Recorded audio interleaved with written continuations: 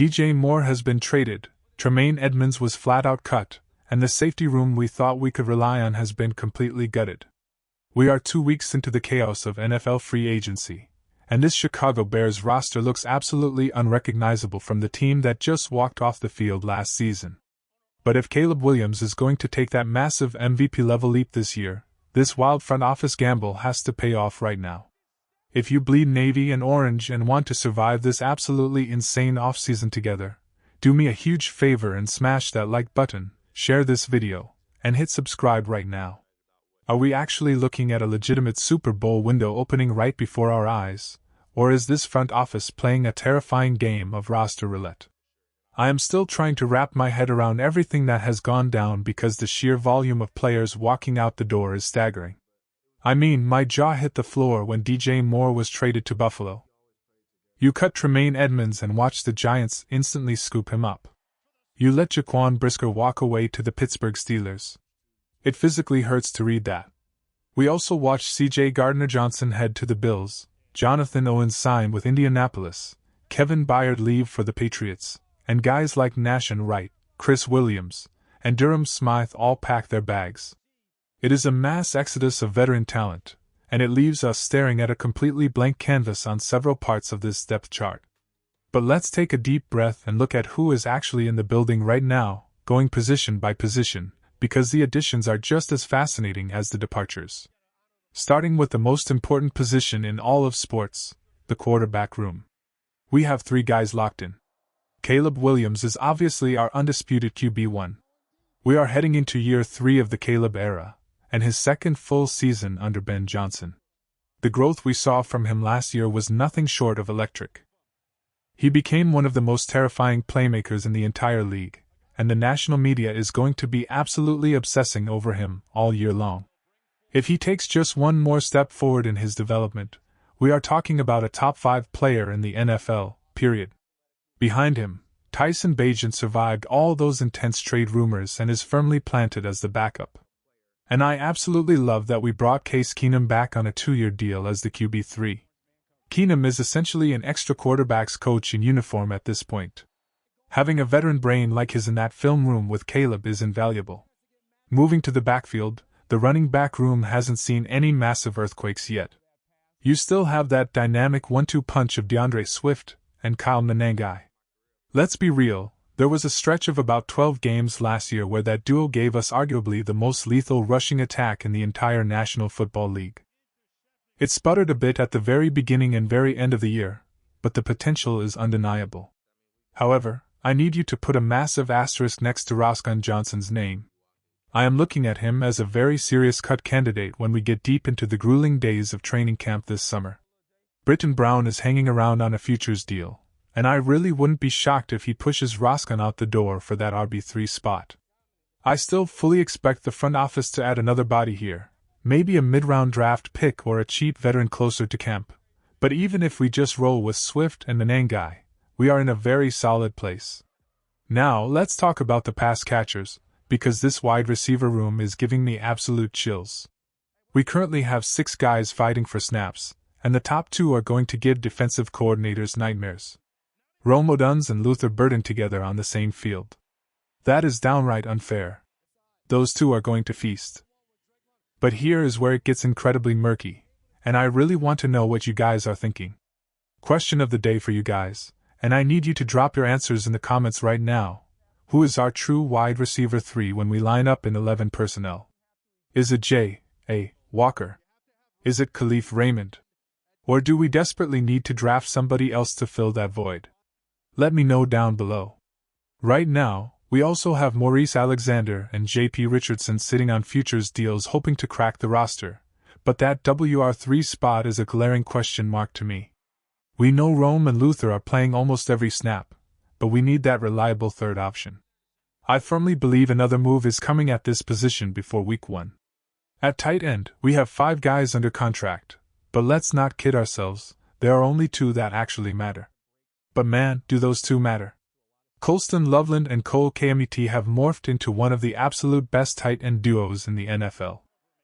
Kmet is our gritty, reliable blocker who bleeds Chicago, and Loveland completely took over the second half of his rookie season. I will never, ever forget his performance in that incredible wild card comeback against the Packers. Those two are foundational pieces for the foreseeable future. The issue is that we lost Durham Smythe, and this offense relies heavily on heavy 13 personnel packages. We need a third guy who can come in and block his tail off. I don't think Nikola Kalinick or Steven Carlson are the long-term answers there. Look for a late-round draft pick or a post-draft veteran signing to patch that hole. Flipping over to the offensive line, I have to give Ryan Poles credit for navigating a very messy situation. Losing Kieran Amegadjie for most, if not all, of the season is a devastating blow. And with Drew Dalman retiring, the middle of the line was incredibly vulnerable. Trading for Garrett Bradbury was a smart, low-cost band-aid. He fits the scheme perfectly and gives us a reliable stopgap for a year. On the blind side, it is going to be a bloodbath of a competition between Braxton Jones and the newly signed Jedrick Wills. May the best man win. We also have Theo Benedict lurking as that versatile sixth offensive lineman who might even see some snaps at fullback depending on the package. I would absolutely love it if we drafted a true franchise center, but I think the left tackle emergency is at least temporarily stabilized. Switching to the defensive side of the ball, the defensive line has been weirdly quiet in terms of blockbuster moves. We haven't touched the starting lineup. We brought in some rotational defensive tackles like Neville Gallimore, Kentavious Street, and James Lynch. But right now, we are looking at Jervin Dexter and Grady Jarrett rotating on the interior for another year. It isn't a terrible setup, but it's not striking fear into anyone either. This tells me one thing: the front office is zeroing in on edge rushers in the draft. Ryan Poles essentially admitted at the combine that this draft class is significantly deeper on the edge than it is at defensive tackle. We desperately need a terrifying presence opposite of Montez Sweat and Austin Booker.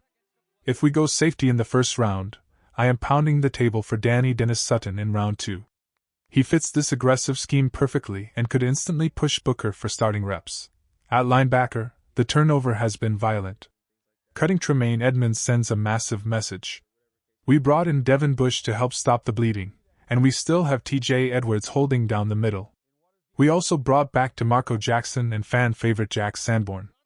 It's a very weird room right now, especially with Noah Sewell trying to recover from that brutal torn Achilles. We need guys like Ruben Hippolyte to step up in a major way during OTAs. But here is a wild scenario that is keeping me up at night. Do we actually trade TJ Edwards? Hear me out. He fractured his fibula, his coverage skills are becoming a liability, and this coaching staff keeps preaching that they want to get faster on defense. TJ Edwards playing heavy snaps does not make us a faster unit.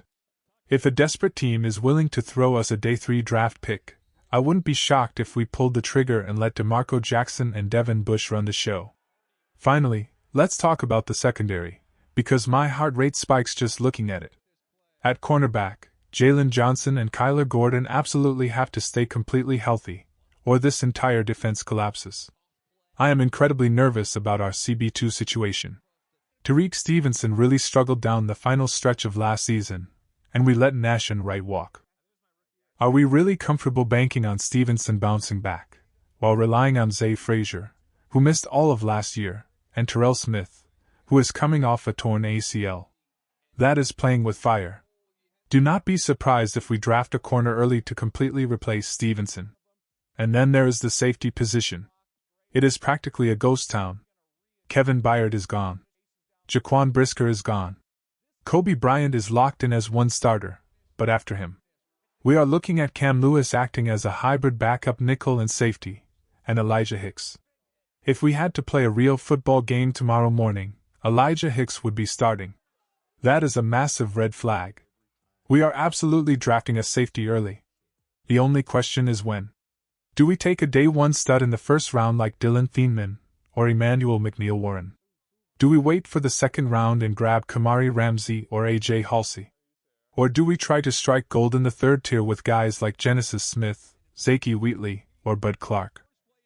Whatever the strategy is, a highly drafted rookie safety is going to be starting for the Chicago Bears this season. Mark my words.